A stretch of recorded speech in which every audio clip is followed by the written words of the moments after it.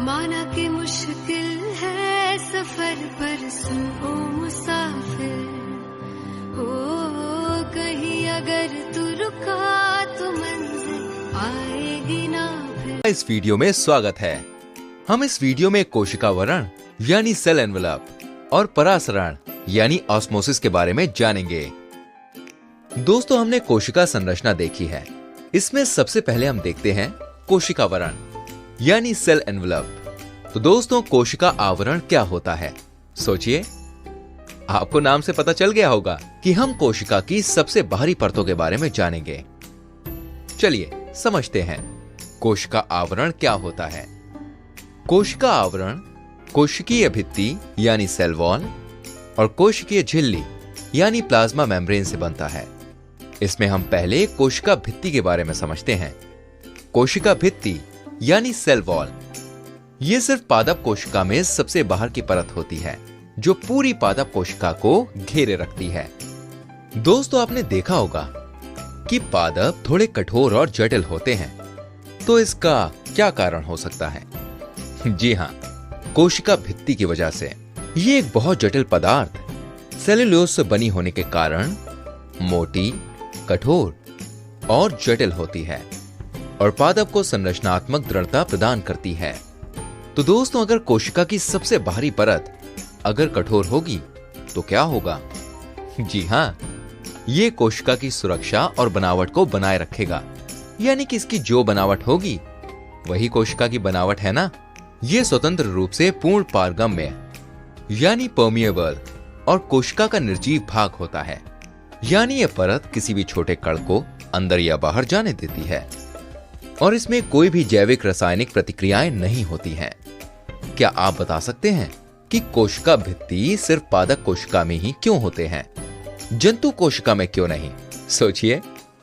तो इसका जवाब है कि पादप पर्यावरण में खुले में रहने की वजह से खराब मौसम जैसे आंधी, तूफान, ओले या ज्यादा गर्मी या फिर बहुत ठंड, ये सब सहना पड़ता है। इसलिए उनकी ज्यादा सुरक्षा के लिए मोटी और कठोर कोशिका भित्ति होती है। मगर जंतु तो सुरक्षित जगह पर जा सकते हैं, इसलिए उन्हें अतिरिक्त सुरक्षा की जरूरत नहीं होती है।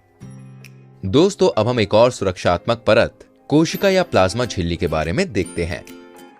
कोशिका झिल्ली या प्लाज्मा झिल्ली यानी सेल मेम्ब्रेन और प्लाज्मा मेम्ब्रेन।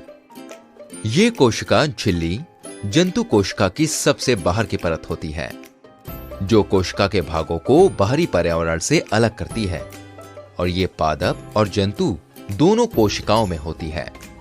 ये जैविक कार्बनिक अणु, प्रोटीन और लिपिड से बनी हुई होती है जो कि बहुत महत्वपूर्ण जैविक अणु होते हैं। कोशिका के बहुत से कोशिका अंगक इन्हीं से मिलकर बने होते हैं।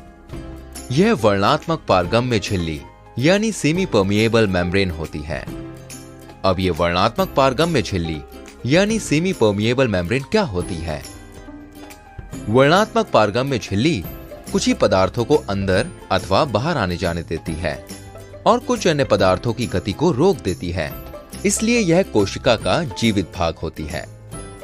कोशिका झिल्ली कोशिका को निश्चित आकार और अंदरूनी संरचना को सुरक्षा प्रदान करती है। अब दोस्तों, ये सोचिए, अगर कोशिका में कोशिका झिल्ली ना हो तो क्या होगा? दोस्तों, अगर आप जंतु कोशिका को देखें तो ये एक बाहरी परत है जो उसको आकार देती है और अगर ये नहीं होगा तो अंदर की सारी चीजें बाहर आ जाएंगी। लेकिन पादप कोशिका में देखें तो कोशिका झिल्ली तो होती ही है जो इसको आकार देती है और उसके चारों तरफ कोशिका भित्ति भी होती है जो कोशिका झिल्ली और कोशिका दोनों को सुरक्षा प्रदान करती है। तो दोस्तों, आपने देखा कि कोशिका आवरण क्या होता है। लेकिन क्या आपको पता है इस कोशिका आवरण से पदार्थों का आवागमन कैसे होता है? चलिए समझते हैं। इसके दो तरीके होते हैं, विसरण और परासरण यानी डिफ्यूजन एंड ऑस्मोसिस। विसरण यानी डिफ्यूजन क्या होता है? दोस्तों, आपने कभी विसरण के बारे में सुना है? विसरण वो प्रक्रिया है जिसमें ठोस, तरल और गैसीय पदार्थों की गति उच्च सांद्रता से निम्न सांद्रता की ओर होती है। कोशिकाओं में गैस का परिवहन इसी प्रक्रिया से होता है। चलिए देखते हैं कैसे। कोशिका को ऊर्जा बनाने के लिए ऑक्सीजन की जरूरत होती है, तो ऑक्सीजन गैस के अणु रक्त के साथ जब कोशिका तक पहुंचते हैं तब कोशिका के बाहर ऑक्सीजन अणुओं की सांद्रता अंदर से ज्यादा होती है। तो दोस्तों यहां क्या होगा?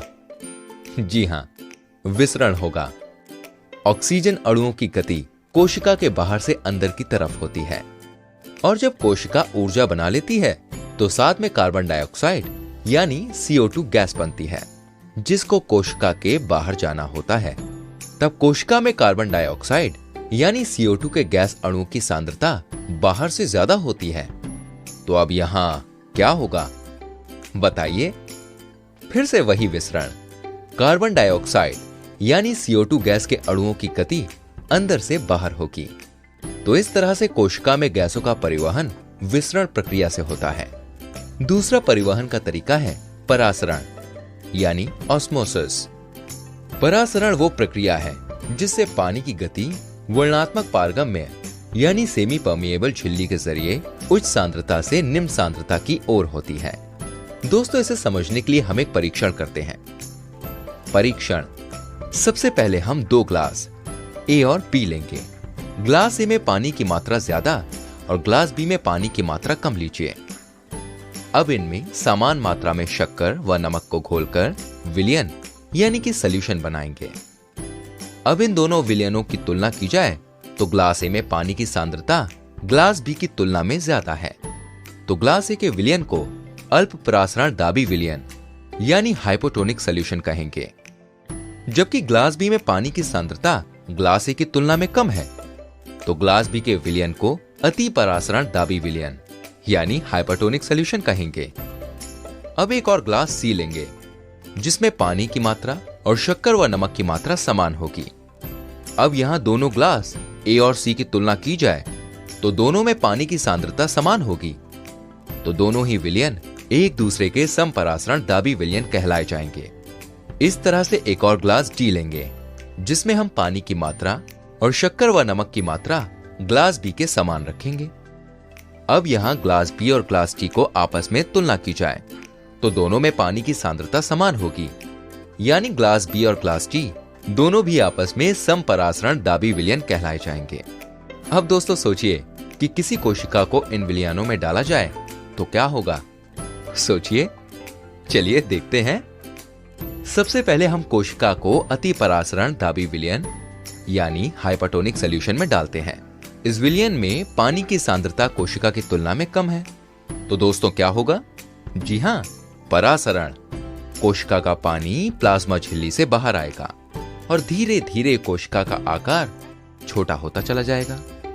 अब कोशिका को हम अल्परासरण दाबी विलयन यानी हाइपोटोनिक सॉल्यूशन में डालते हैं। यहां इस विलयन में पानी की सांद्रता कोशिका की तुलना में ज्यादा है।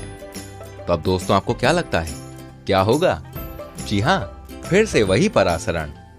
विलयन का पानी प्लाज्मा झिल्ली से कोशिका के अंदर जाएगा और कोशिका का आकार फूलकर बड़ा होता चला जाएगा।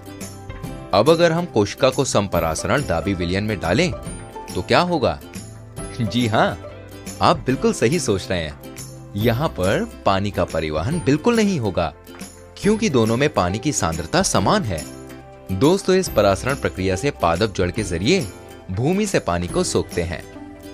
चलो ये भी देखते हैं कैसे। जैसे यहां ये पौधा भूमि पर लगा हुआ है, भूमि में पानी भी होगा और उस पानी में बहुत सारे लवण यानी सॉल्ट्स घुले होंगे यानी कि डिसॉल्व होंगे, जो पौधों के लिए बहुत जरूरी होंगे और पादप में जड़ कोशिकाओं में पानी की मात्रा कम होगी। तो भूमि का पानी एक अल्प परासरण दाबी विलयन होगा यानी कि हाइपोटोनिक सॉल्यूशन। तो दोस्तों यहां क्या होना चाहिए? जी हां, परासरण। भूमि का पानी जड़ कोशिका के प्लाज्मा झिल्ली के जरिए कोशिका में जाता है और कोशिका फूलकर मोटी हो जाती है। तो देखा दोस्तों किस तरह पादप में परासरण प्रक्रिया से पानी और लावणों का परिवहन होता है। सारांश। कोशिका आवरण, कोशिकीय भित्ति यानी सेल वॉल और कोशिकीय झिल्ली यानी प्लाज्मा मेम्ब्रेन से बनता है। आगे हम